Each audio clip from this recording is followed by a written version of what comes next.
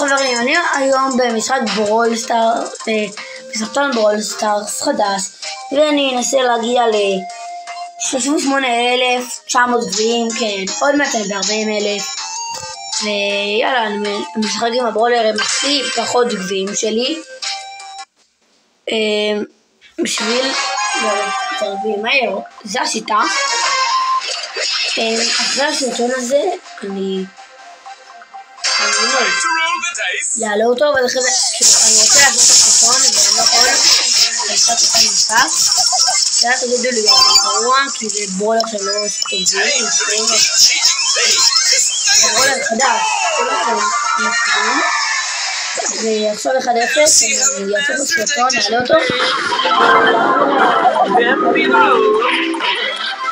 הסרטון הזה מתחיל אחר, וזה יהיה אותו מטרה להגיע ל-38,900.